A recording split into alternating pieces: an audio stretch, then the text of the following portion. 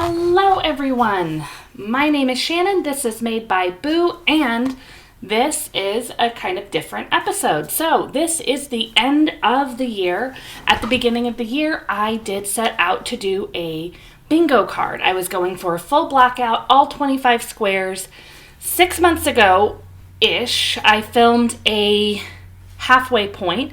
I am actually filming on November 29th. This will probably not come out until mid to late December, but I have finished my bingo card. So after this comes out, I may have finished more projects that were kind of would have been within the criteria of the bingo card, but the bingo card itself is done. So the biggest criteria I had 25 different categories. You will see the bingo card up on screen at some point during this, where I was 6 months ago and where I am now. But the biggest criteria I had is that every single one of these projects needed to use yarn that I had prior to 2025. So there was a whole row that had to do with 2025 advent calendars, or 2024 advent calendars, and I did manage to finish almost all the advent calendars I had before that. There is still the one. And I did other projects that I'd had in my stash. Some were specific projects I just hadn't gotten around to. But the whole idea was to have a bunch of projects that focused on using what I already had and finding ways to use that. So, let me grab... I left my iPad just out of reach where I can pull up my bingo card to have it to reference. So while I was doing this, it's all loading now. While I was doing this, I did have two things in mind. One was, of course, using my stash, and I tracked that the two different ways. So one was on the bingo card, which gave me not just using yarn that I already had, but also a category on how to use it. The other way I tracked it, right by the microphone, sorry everyone, was in this tiny little cauldron that I filled with little glow-in-the-dark ghosts. And every single time I finished a project with yarn I already used, I added a ghost. So if you can't tell now, I got a lot of ghosts in here. So I did complete the 24 projects. Now I'm making a mess with the ghosts. I did complete the 24 projects, but I also have a cute little cauldron, and there's more than 24 ghosts in here. So there is other times that I did finish something that just didn't fit the criteria on here. I'm trying to be so soft so it doesn't disturb the microphone too much. So I did already film a video with part of how I was doing. I can't remember if I filmed that in June or July. I will insert somewhere right in here where the bingo card was when I filmed that. And I will link that video down below. I'm not going to go over those exact same projects. I have almost all of the projects available here for you to see. There's a few things I will not be discussing, and there's two things that I do not have here. Two? Yeah, two. Sorry. So we'll go ahead and get started. I'm not going to bother talking about all the ones at the bottom that were the Stash Buster bonuses. Those were all socks. I talked about them last time, and I honestly don't remember what all socks I did. So, of the ones on top, let me go ahead and get started with a couple of the advent calendars that I finished after our last video. Wow. So this one is from Ruby and Roses, and I did a anthology throw. So nice big. I actually made this bigger than the pattern says, because I used every little bit up until the yarn was gone and then just magic knotted the next color on there. I had heard previously people making this would be cutting off the yarn when she did in the pattern, and then eventually they wouldn't make it to the next one, and so their blanket would just not be quite right. And so I figured if I went extra rows at the beginning, eventually it would catch up. But instead, this outer part, I ended up with 4 extra colors in it. So I don't know how big that made it. I mean, realistically, that's just like that much. So not that much extra big, but It is a nice, cozy blanket. It fits really well on my lap, and I absolutely love it. I'm not sure if I would ever make this pattern again, only because it is quite large and very time consuming, but it is beautiful. And I have considered making one that I've kind of seen referred to almost as like a sister pattern, the habitation throw, but we'll see if I do that one. The next one I have is another advent calendar, and it was another blanket. This is the Haunted Holidays. Oh, this was Ruby and Rose's 2024 advent calendar. This is Fangirl Fibers 2024 advent calendar. The theme of this one was Haunted Holidays, and I made the Yorkshire crochet along blanket. Am I showing you the right side? I don't think I am. Hold on. There we go. So I made each of the squares and then used her joining method. I didn't do her fancy border. I just did a simple border. And I just joined it all using Cascade Heritage. I did end up with a lot of leftover Cascade Heritage of this color. I'm making a plan to use it though. So that is the first two projects. So the last one that I had on the top, now those two blankets were probably started last time when we filmed. Well, they definitely were because I started them in January. This one I'm not sure was. This is a Radvent cardigan using the 2024 A Chick That Knits advent calendar. I wasn't sure that I'd wear this because it's super colorful. I even got a sparkle yarn, and it was like, I want it to be something wearable because it's all these beautiful jewel tones, and I wasn't sure if I'd ever actually wear it out of the house. I love this. It is so light, so comfortable. The only thing I don't like about it is the way that my waist is. I feel like I can't actually button it and have it lay right, but I still wear it all the time. I wear it to work. I probably need to wash it sometime soon because it gets so much use. Absolutely love this. This is another pattern I've considered making again, but we'll see. So that is the entire top row. The other two on the top row I had previously done, and that means that all of my knit advent, there we go. All of my advent calendars were done. So the next row, I have a couple right here. I have everything right here. It's all falling apart. Uh-oh. Okay, I gotta focus for a second. Sorry. So the next one that I have that I hadn't done yet was color work. So this is the Knits and Babbles hat. I made it using a kit that I got from my local yarn store. I don't remember when. And I don't honestly know what kind of yarn it is, but it's got these little color work sheep. There's supposed to be color work dots up here, but I left them out because I didn't think the contrast was going to be enough between that and this light one. And honestly, I don't really like doing color work, but this hat will be a Christmas present. And then my Troop 2320 project. So Troop 2320 was a subscription, sock set subscription from the yarn store Muse 2320. I got it for a whole year, and I hadn't been using those yarns. So I made a hat for my husband. This is a Musselburgh hat. It's the first Musselburgh hat I've ever made him. He's already worn this hat a bunch and loves it, so I may have to consider making him another Musselburgh. But he picked the colors. He has been wearing the hat like crazy. So definitely a win. I'm going to get a couple of the small things. So the next thing on here should be a bigger thing, but I'm going to skip because these are on top. So these were the holiday make that I put on there. I had been making these little sweaters with the initials of my family on them for years.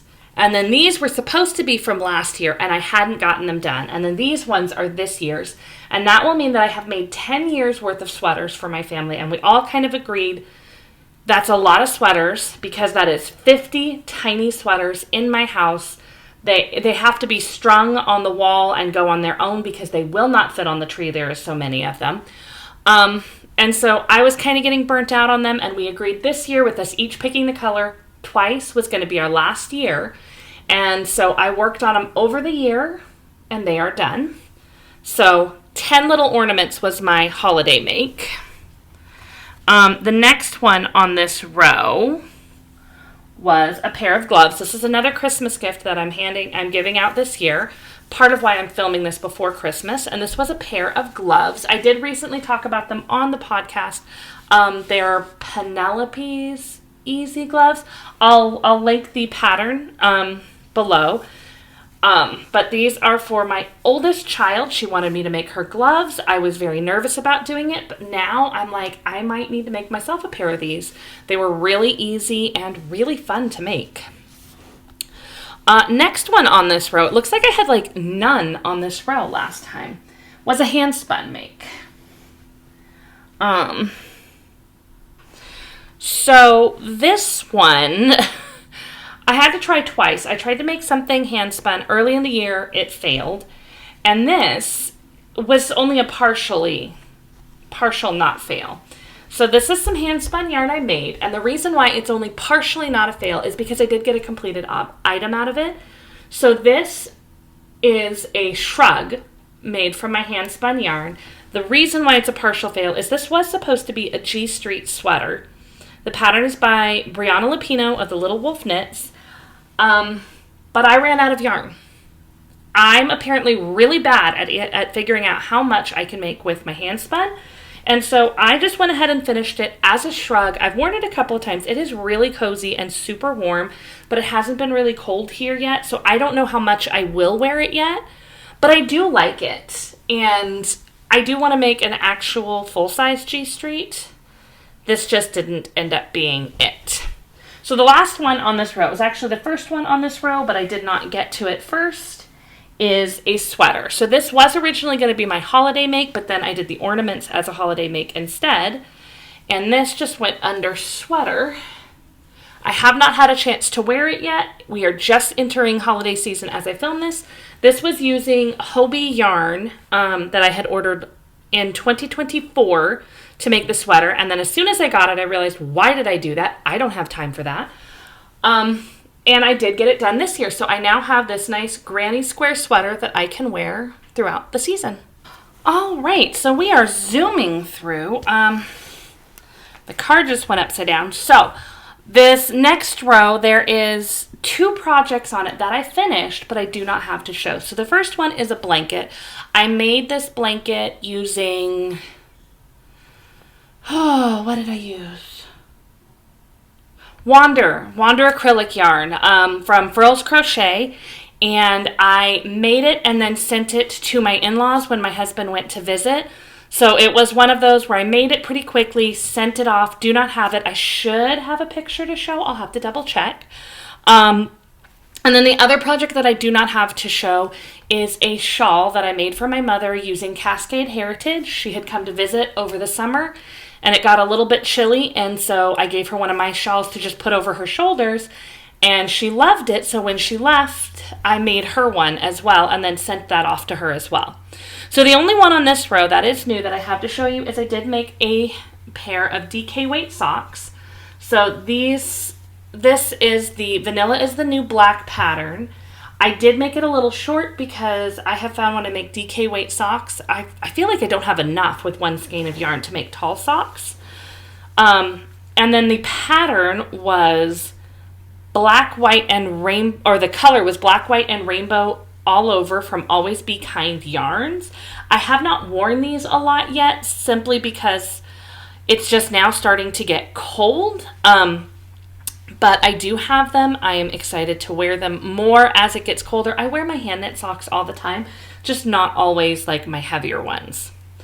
So that is weirdly everything. I feel like I went through all these projects really quickly, but if you've been with me the last year, you would have seen me working on all of these as well, little by little.